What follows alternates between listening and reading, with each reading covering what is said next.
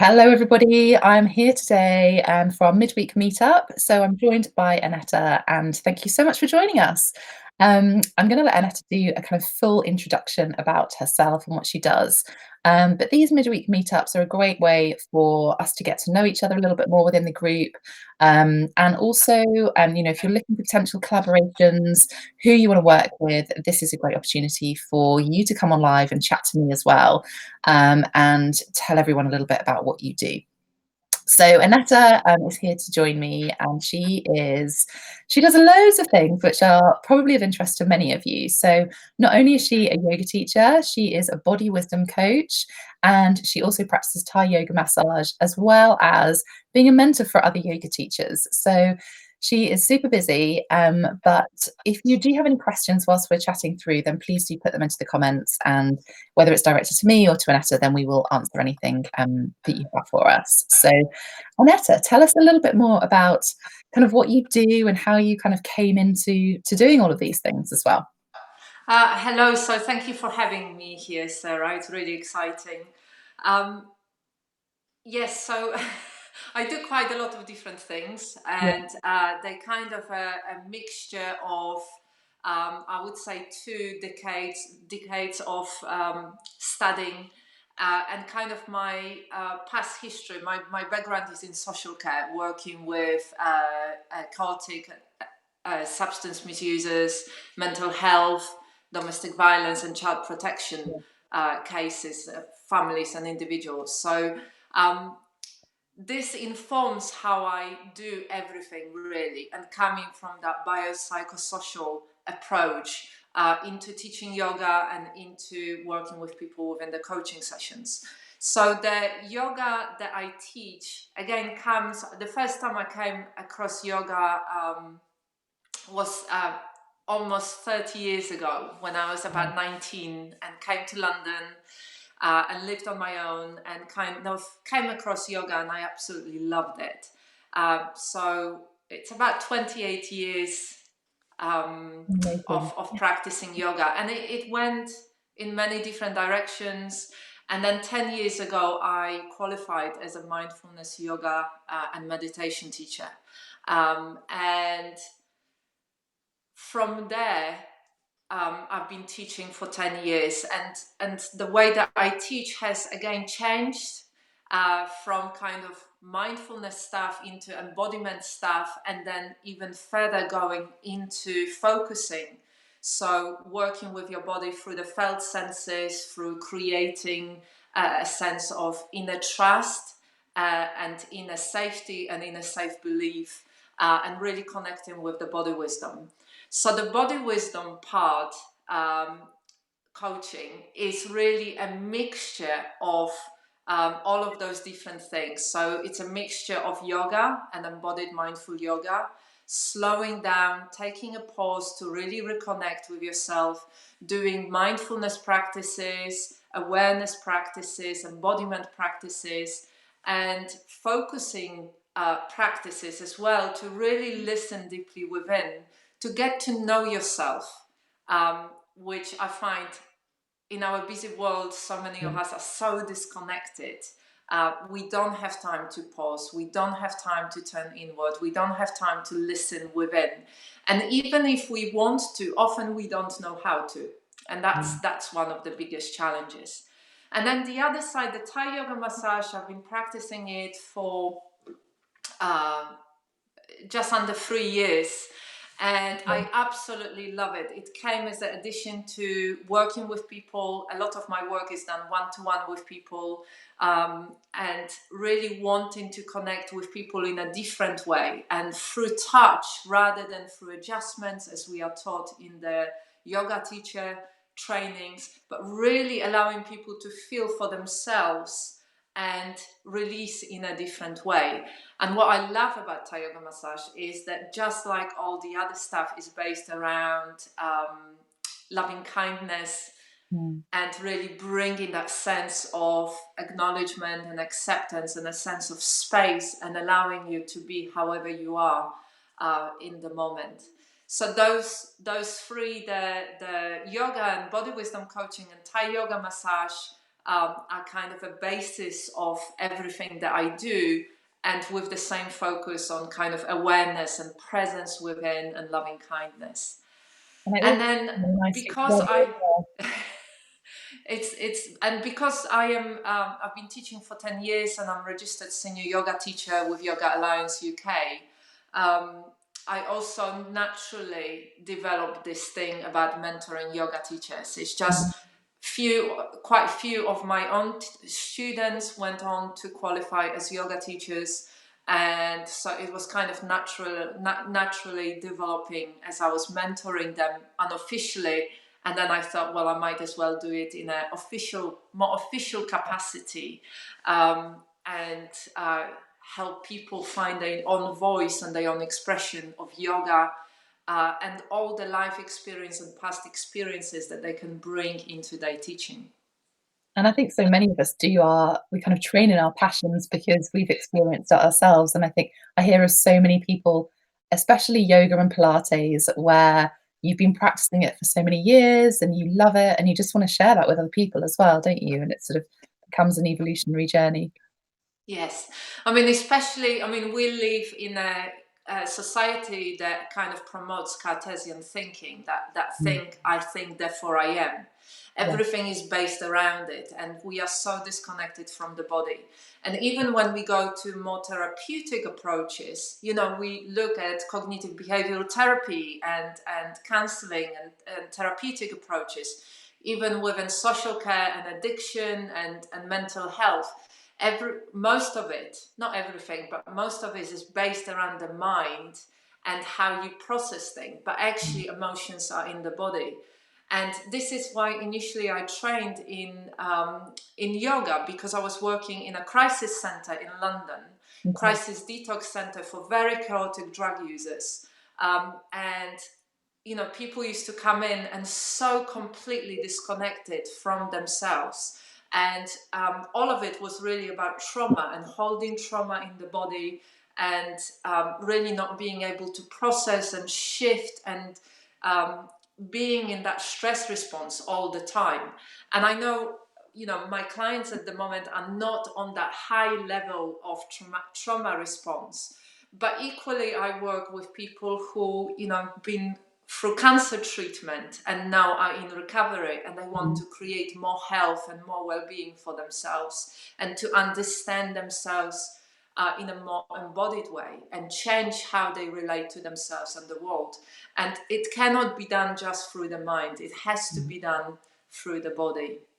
And I think you're right. I mean, me being a kind of holistic massage therapist myself, and just I really recognize that kind of that physical release as well as the mental release that people have when they do take that time to spend on themselves. And I think you're right. You said it really well earlier that we're in such a busy, chaotic world that we don't have the time to process stuff anymore. So if trauma happened or an event's happened within our lives, whether it's big or even just a small one, we don't take that time to just reflect and let it sit. So it just holds on internally, doesn't it? And if we don't let it go, whether it's good or bad or somewhere in between, it affects us kind of down the line at some point.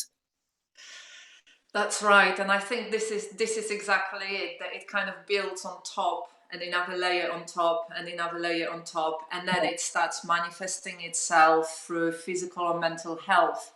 yeah, And there is a problem within the society that kind of tells us, in subtle and not so subtle ways, that you should be able to do everything, yeah, especially as women.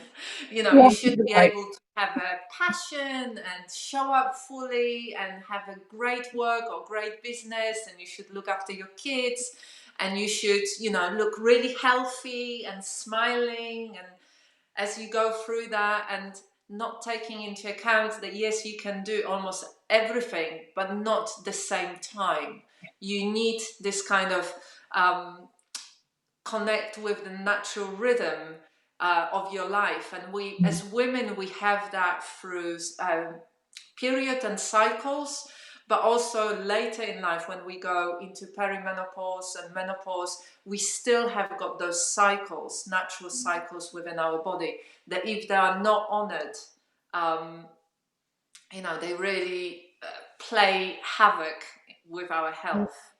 And I Yeah. think it's recognizing our own cycles, isn't it? And what works for one person isn't necessarily going to work for other people. But as women, we do have those cycles, and energy is kind of all related into it as well. And it's just recognizing at those moments when we can look after ourselves, the times we should be looking after ourselves. Um, Yes, and I completely agree with what you just said, Sarah, that we all don't have the same cycles. We yeah, don't all have the same rhythm, the same comfortable growth and pace. And at the moment, I'm running a pilot program, mhm, 8-week program, Thrive with Body Wisdom Yoga and coaching. And yeah, I'm working with 13 of my students, my clients that I've worked with before, so they know me, they know how I work. And it's an online program, and it's exactly this going through the 5 layers of our experience, which is 5 koshas yeah, in from the yogic tradition, and also recognizing and learning through the practices of about their own rhythm, yeah, because our rhythm changes through our life, but it's also such an individual thing, and it's so connected to our life, to our commitments, and what we're doing, whether we've got children and what ages they are, whether we've got mm, other commitments like elderly parents, whether we travel to work long distance, or whether we're trying to build our own business. All of that is really so interconnected. And the more we think about all of it as interconnected, the more we can make little changes that have profound impact on yeah, ourselves and everything in our lives.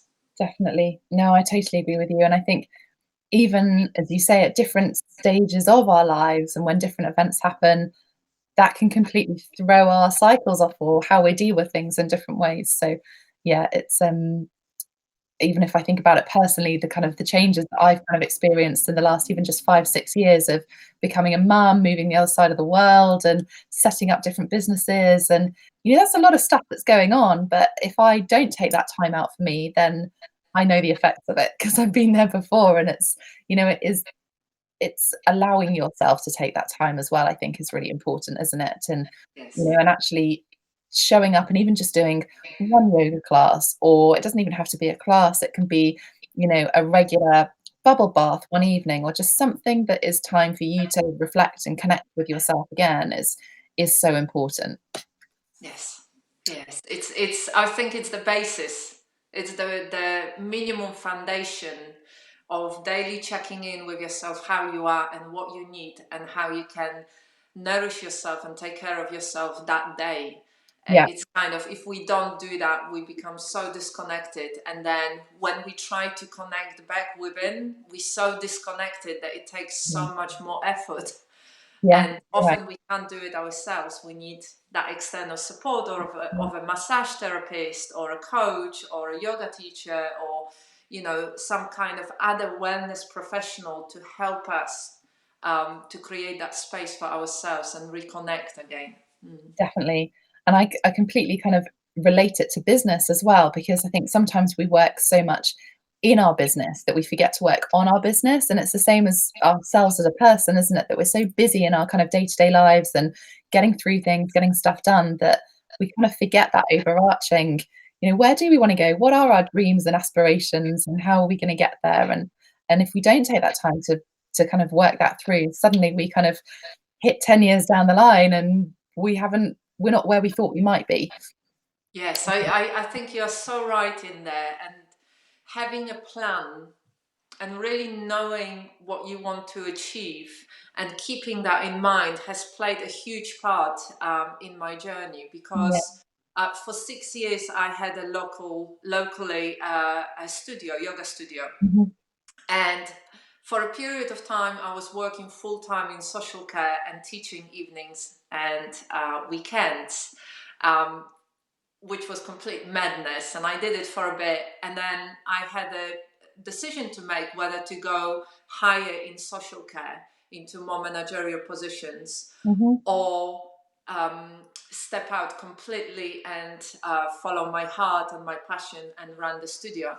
And I decided to take a risk and actually go and run my studio. But after a few years, I realized that that wasn't exactly the business model that I wanted to have. I Mm, wanted more freedom. I wanted to create online courses. I love retreats and day yeah, retreats and workshops, and with mentoring yoga teachers and really taking it to the next level. I knew that I didn't want to just turn up and work 5 or 6 days, all day long, seeing clients. And because I know my own energy and I know that I can't yeah, sustain it, I burn out really quickly doing stuff like that. yeah. And also, because I think that's a really important thing, because especially for yoga teachers, when you work with yoga teachers, there is this myth that having your own studio is the most amazing thing. And I think for therapists as well, to have your own wellness center, might be something that is kind of held quite high up.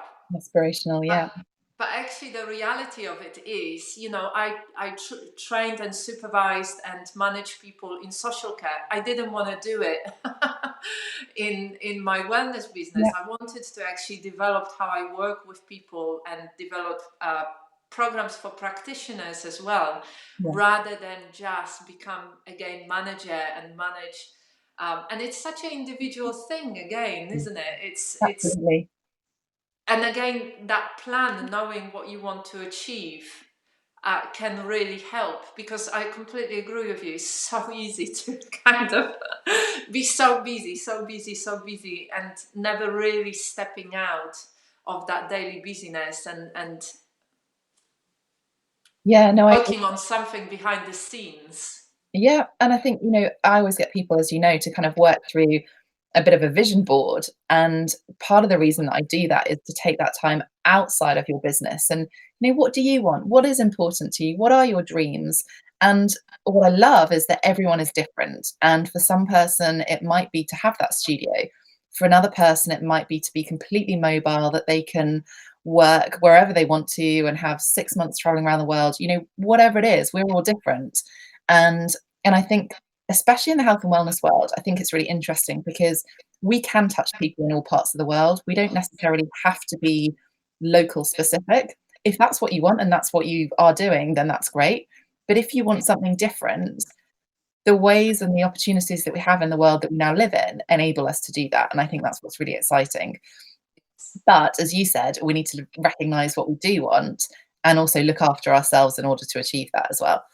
Yes, I think that's, again, you just touched on something really important there, that sense of looking after yourself. Yeah. And because I experienced that before. I experienced burnout in the past in social care, and that was really, really difficult.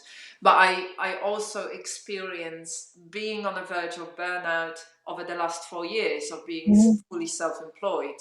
And it's so easy to do that because there are so many different things that you need to do. Yeah. And you can end up working 7 days a week. You can end up, I worked for 7 days a week for a period of time. And it's just, getting told off by my partner and feeling absolutely exhausted and fed up, and kind of feeling like, well, I might as well go back to social care. And I haven't had many of those moments when I thought I'm going to go back to social care, but there were a few of those over the years. And Yeah.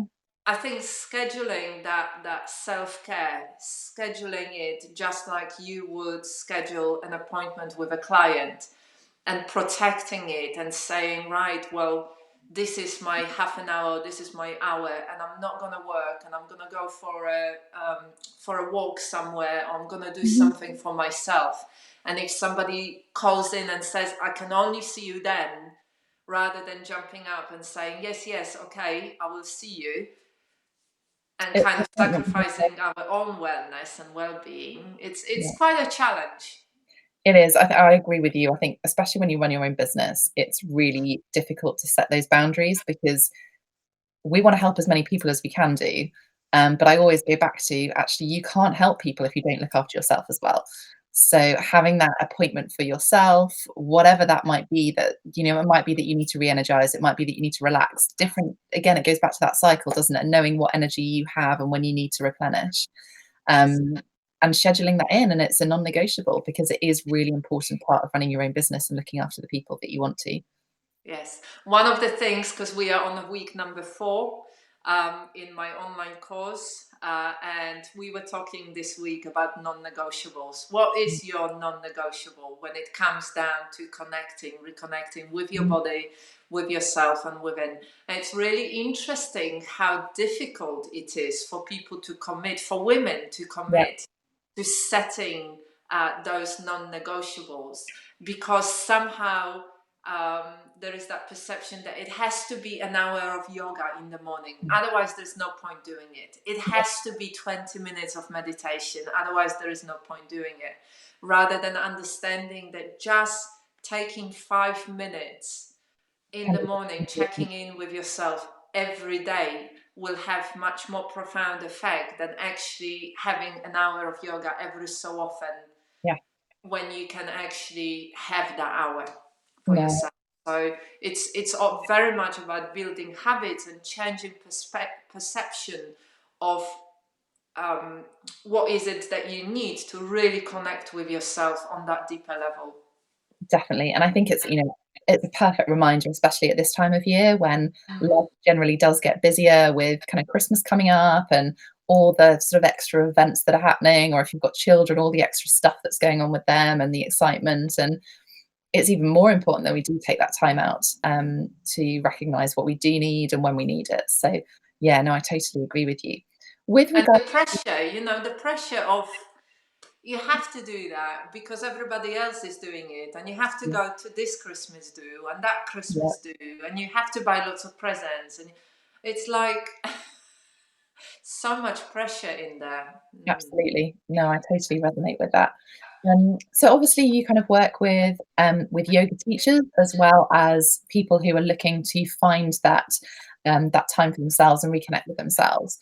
If Yes. you were to think of people who you wanted to collaborate with, potentially get some guest experts into your audience, who would that be? So describe kind of some potential collaborators, because I'm sure we've got lots of people in this group who would love to work with you or kind of, do some kind of cross promotion, cross collaboration with you as well.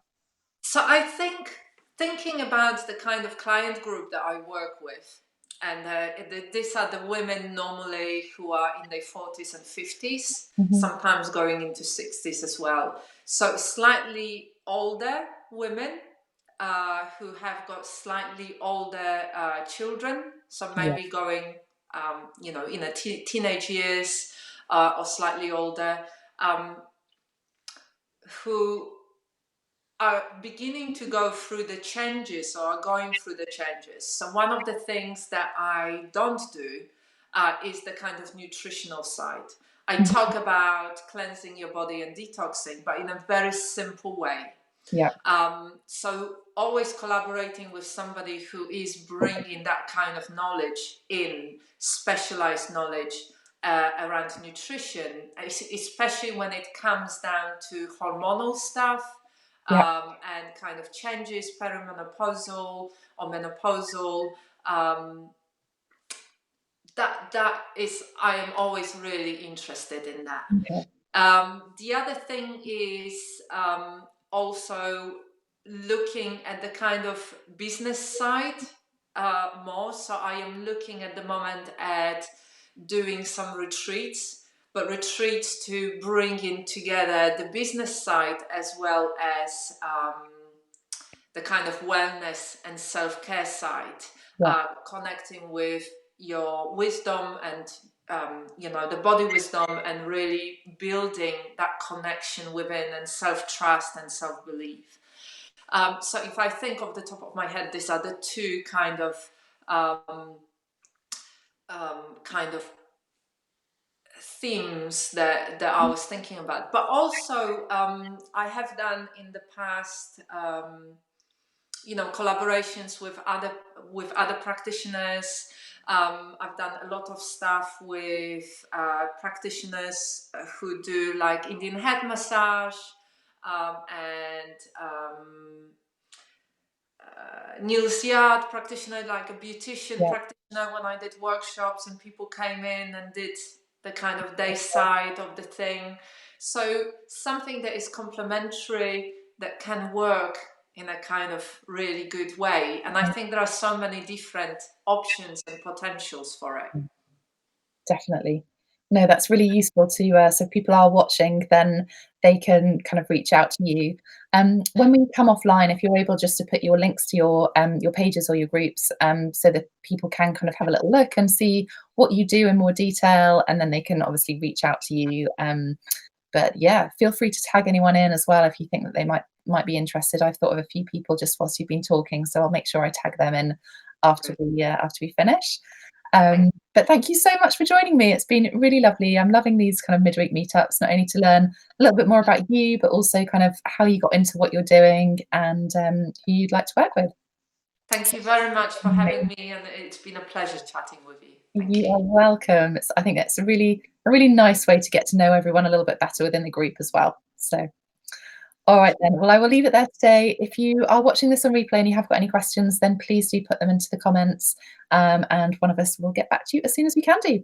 So enjoy the rest of your day, ladies, and we will see you soon. Bye.